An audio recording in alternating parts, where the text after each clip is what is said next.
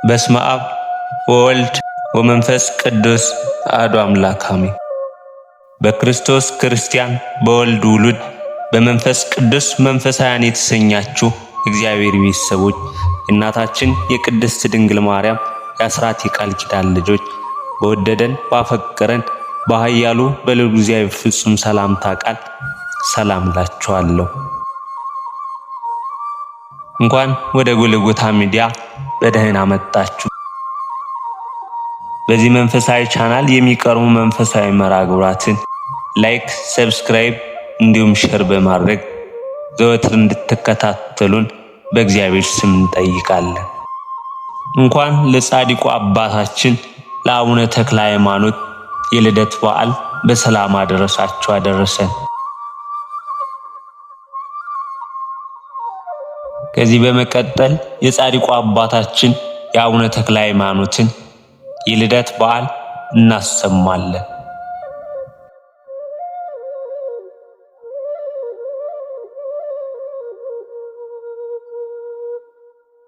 ታኅሳስ 24 በዚች ዕለት ጌታችን በቃሉ አዲስ ሐዋርያ ብሎ የሾመው የኢትዮጵያ ብርሃኗ የሆኑ የደብረ ሊባኖሱ አቡነ ተክለ ሃይማኖት የልደታቸው በዓል ነው።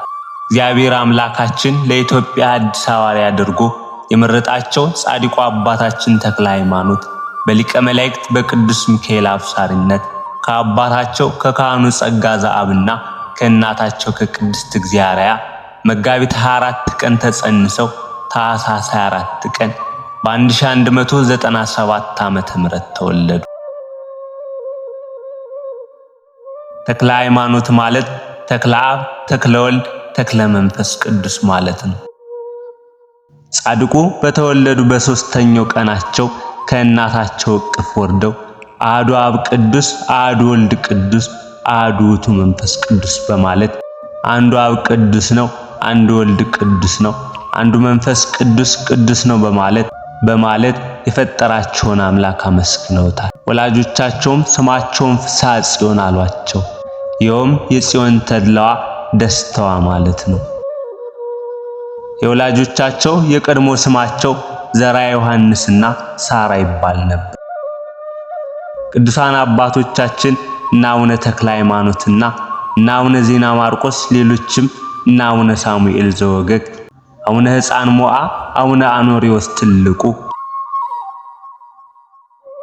አቡነ ገላውዲዮስ፣ አቡነ ማትያስ፣ አቡነ ቀውስጦስ የትውልዳቸው መሰረት ኢያሱ ለሌዋውያን ክፍል ትሆን ዘንድ ከለያት ከኢየሩሳሌም ነው። ከላይ ስማቸውን የጠቀስናቸው እኒህ ቅዱሳን አባቶቻችን የወንድማማቾች ልጆች ሲሆኑ ከአዳም ጀምሮ 61ኛ ትውልድ ናቸው። ይኸውም እንዴት ነው ቢሉ ትውልዱ ከአዳም ጀምሮ በካህኑ አሮን በኩል የሆነውና የሌዋውያን ሊቀ ካህን የነበረው የሳዶቅ ልጅ አዛርያስ በንጉሥ ሰሎሞን ዘመን ከታቦተ ጽዮንና ከብዙ ሌዋውያን ካህናት ጋር ሊቀ ካህን ሆኖ ከኢየሩሳሌም ወደ ኢትዮጵያ መጥቶ አክሱም ተቀምጦ ነው። የኦሪትን ሕግ እየዞረ ለኢትዮጵያ ሰዎች አስተማረ። ትውልዱም ከአብርሃ እስከ አጽብሃ በአባ ሰላመ ዘመን እስከነበረው እንበረም የሚባለው ጻድቅ ድረስ ደረሰ።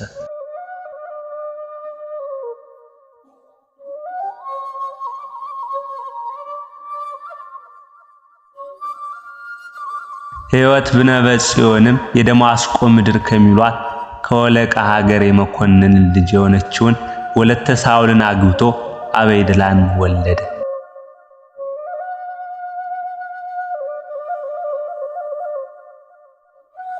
አቤድላም በንጉሡ ድላይዥን ዘመነ መንግስት ለ150 ካህናት አለቃ ሆኖ በወለቃ ሀገር የክርስቶስን የወንጌል ሕግ እያስተማረ ብዙዎችን አጠመቀ። እስከ ሸዋ ምድር ድረስ እያስተማረ መጥቶ በሸዋ ምድር ተቀመጠ። ብዙ አብያተ ክርስቲያንን ማሳነጸ። እጅግ አስደናቂ ታምራትን ያደርግ ነበር። በሸዋ ጽላልሽ ተቀምጦ ሲያስተምርም በአንዲት ቀን እስከ 200,000 ሕዝብ ያጠምቅ ነበር።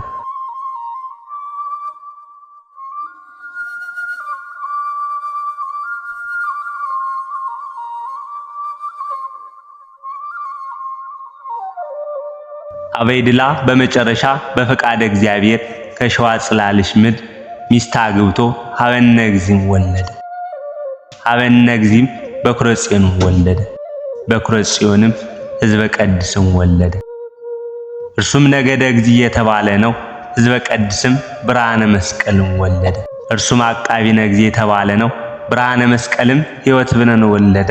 እርሱም ሴትን ወለደ። ሴትም ወረደ ምሕረትን ወለደ። ወረደ ምሕረትም ዘካርያስን ወለደ። ዘካርያስም የእነ አቡነ ተክለ ሃይማኖት አባት የሆኑ 6 ወንድማማች ልጆችን ወለደ። እነርሱም እንድርያስ፣ አርክሌድስ፣ ዘራ አብርሃም፣ ዘራ ዮሐንስ ወይም ጸጋ ዘአብ፣ ቀሲስ ዮሐንስና ቀሲስ ዮናስ ናቸው። እንድርያስም ሳሙኤል ዘወገግን ወለደ። አርክሌድስም ሕፃን ሞዓን ወለደ። ዘራ አብርሃምም ታላቁ አኖሪዮስን ወለደ። ዘራ ዮሐንስ ወይም ጸጋ ዘአብም ተክለ ሃይማኖትን ወለደ። ቀሲስ ዮሐንስም ዜና ማርቆስን ወለደ። ቀሲስ ዮናስ ደግሞ የፈጠጋሩን ማትያስንና ገላውዲዮስን ወለዳቸው።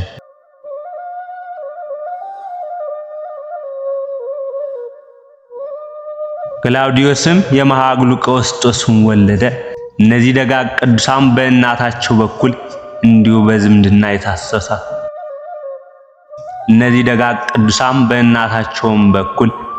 በዝምድና የታሳሰሩ ናቸው። ማቴዎስ የተባለው ደገኛ ክርስቲያን የሸዋ ገዢ የነበረ ሲሆን አንድ ወንድ ልጅ መድኃኒነ እግዚእንና 3 ሴቶች ልጆችን ወለደ። 3 ሴቶች ልጆችም እምነ ጽዮን፣ ትቤ ጽዮንና ክርስቶስ ዘመዳይ ይባላሉ። 3 ትማማቾችም ደጋጎችን አባቶቻችንን ወለዱልን። እምነ ጽዮን የእነ ዜና ማርቆስ እናት ማርያም ዘመድን ወለደች። ትቤ ጽዮንም ሕፃን ሞዓን ወለደች። ክርስቶስ ዘመዳም ደግሞ ታላቁን አርዮስን ወለደች። የፈጠጋሩ ገዥ መድኃኒነ እግዚእ ደግሞ የተክለ ሃይማኖትን እናት እግዚአብሔርን ወለደ።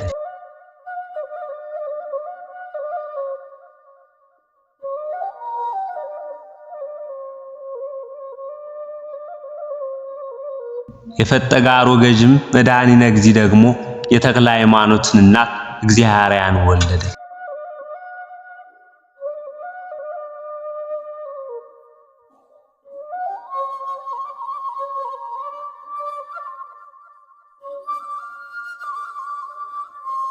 አቡነ ተክለ ሃይማኖት ከልጅነታቸው ጀምሮ በወላጅ አባታቸው በካህኑ ቅዱስ ጸጋ ዘአብ ግብረ ድቁናን ሥርዓተ ቤተ ክርስቲያንን ሲያጠኑ ቆይተው በ15 እና በ22 ዓመታቸው ከእስክንድርያው ሊቀ ጳጳስ ከአቡነ ቄርሎስ ድቁና ቅድስና ተቀብለዋል። ብፁዕ ቅዱስ አባታችን ቅድስት ቤተ ክርስቲያንን በወጣትነት ዕድሜያቸው ያገለግሉ እንደነበር በዚህ ይታወቃል። ከዕለታት በአንድ ቀን አባታችን ከጓደኞቻቸው ጋር ለአደን ወደ ዱር ሄደው ሳለ ሊቀ መላእክት ቅዱስ ሚካኤል ተገልጦ ታያቸው። ቅዱስ አባታችንም እንደዚህ ባለ ገናናነት የማየህ ጌታዬ ማነህ ባሉት ጊዜ ቅዱስ ሚካኤል ዘወትር የምጠብቅህ ካንተ የማልለይ ስላንተ ከውሃ ስጥመትና ከምርኮ ያዳንኳቸው እኔ ሚካኤል ነኝ አለ። ከእንግዲህ አውሬ አዳኝ አትሁን፣ ሰውን ወደ እግዚአብሔር ለመመለስ ሰውን በትምህርት የምታድን ሁን እንጂ እነሆ እግዚአብሔር ጽኑ ስልጣን ሰጥቷልና ሙት ታስነሳለህ፣ ድውያንን ትፈውሳለህ፣ አጋንንትንም አንተም በመፍራት ይሸሻሉ። ስምህ ፍጽሐ ጽዮን አይሁን ተክለ ሃይማኖት ይሁን እንጂ ትርጓሜውም ተክለ አብ፣ ተክለ ወልድ፣ ተክለ መንፈስ ቅዱስ ማለት ነው አላቸው። ቅዱስ ሚካኤል ይህን ሲነግራቸው ጌታችን በሥጋ ከደቀ መዛሙርቱ ጋር እንደነበር ሆኖ መልከ መልካም ጎልማሳ መስሎ ታያቸው። ጌታችንም ወዳጄ እንዴት ሰነበት ቸር አለህን አላቸው።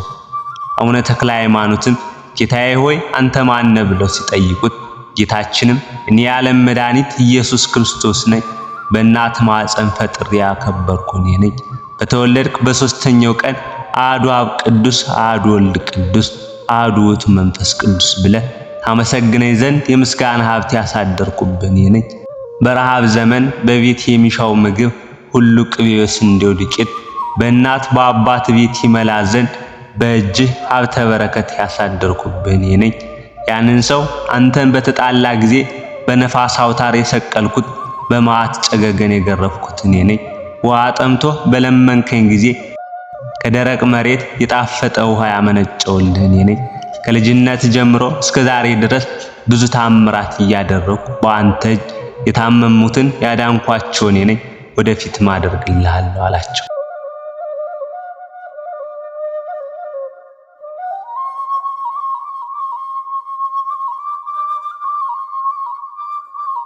ይህንን ብሎ በእጆቹ ባረካቸውና ንሳ መንፈስ ቅዱስ ብሎ የሹመትን ሀብት አሳደረባቸው። ዳግመኛም በምድር ያሰርከው በሰማይ የታሰረ ይሁን፣ በምድርም የፈታው በሰማይ የተፈታ ይሁን።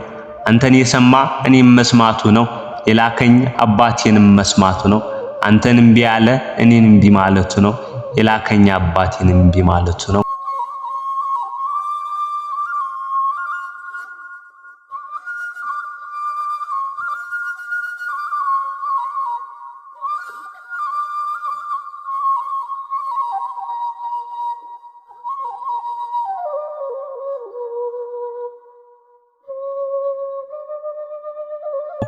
ይህን ስልጣን ቀድሞ ለሐዋርያት ሰጥቻቸው ነበር።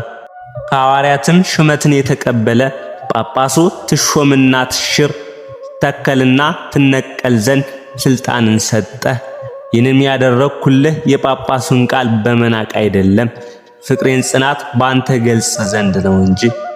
ሐዋርያት ወዳልደረሱበት ሕዝብ በመምህርነት ልክ ዘንድ በሚካኤል ቃል አዲስ ስም አወጣሁልህ።